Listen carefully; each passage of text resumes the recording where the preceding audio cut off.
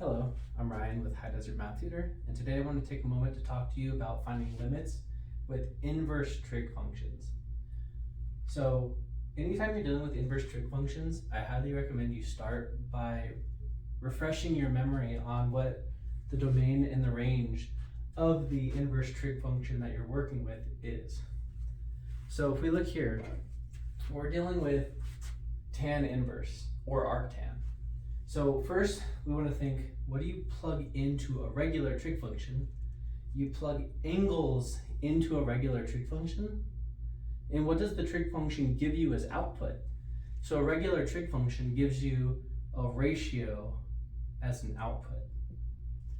But since we're dealing with an inverse trig function here, the input and the output are going to be switched. So what we are going to plug into an inverse trig function is sort of a ratio, even if it doesn't look like it. And what we're going to get as output is actually an angle. But don't forget that naturally, when we're working with trig functions, the angles are going to be in radians. So as a refresher, I'm going to skip some of the steps towards this. The domain and range of tan inverse. So you're only, for tan inverse, the x value that you can plug in could be anything between negative infinity to positive infinity. There's no restriction on what you can plug into an inverse trig function, like such as tangent, as input. But output, on the other hand, is restricted. So the values you can get from tangent as output are between negative pi over 2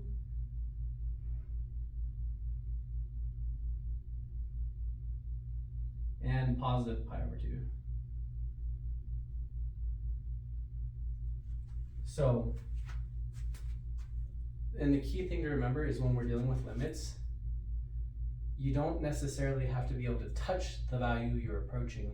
You have to remember that you're approaching a certain number and you're interested in specifically what you're approaching. That'll make sense in just a moment. So this example is kind of like a plug and play example. So we want to start by plugging in, even though you can't technically plug in infinity, just for us to think about this, we can plug in infinity momentarily to kind of think, how is that going to affect this function? So when you plug in infinity, we're going to get tan inverse of infinity divided by 1 over infinity minus 2. So at this point, even though you cannot technically plug infinity in, it's visually easier for us to kind of process together what we're dealing with. So we have to ask, within this interval of angles between negative pi over 2 and pi over 2, what angle would you plug into tangent or approach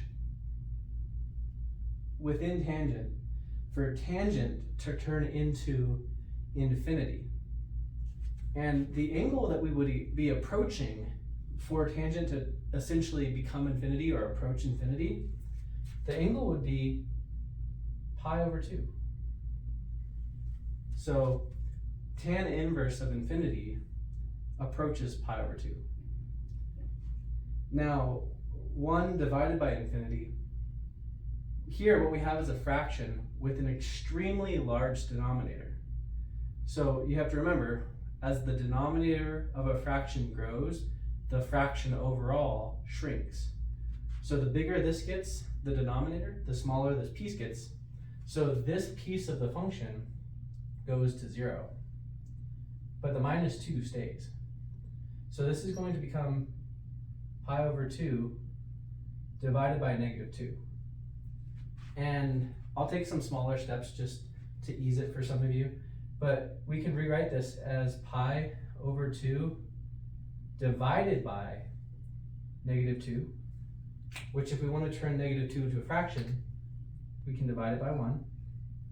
And now if you remember, with this division symbol, we keep the first fraction the same, we change division to multiplication, and then we can flip or take the reciprocal of this other fraction.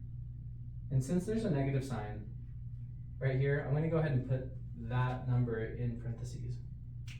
Now, the easiest thing we can do with fractions is multiply, because we multiply straight across, and pi over 2 times negative 1/2 is negative pi over 4.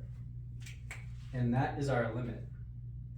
So remember, we cannot plug infinity into a function, but we're writing it this way just for us, so we can kind of see the idea together. And that's important because we're never going to touch infinity, which, if you refer back to the domain and range of tan inverse could be anything that's smaller than pi over 2, as long as it's bigger than negative pi over 2. But that means that tan inverse can't actually become pi over 2. But here, what makes this okay for us to plug in pi over 2 as an answer for tan inverse of infinity? What makes this okay is that we're working with a limit. And a limit is not asking, what do we actually touch? A limit is asking, what number does this approach? What number does it get close to as x goes to infinity? So overall, as a function, tan inverse of x divided by 1 over x minus 2, this whole thing approaches negative pi over 4 as x goes to infinity.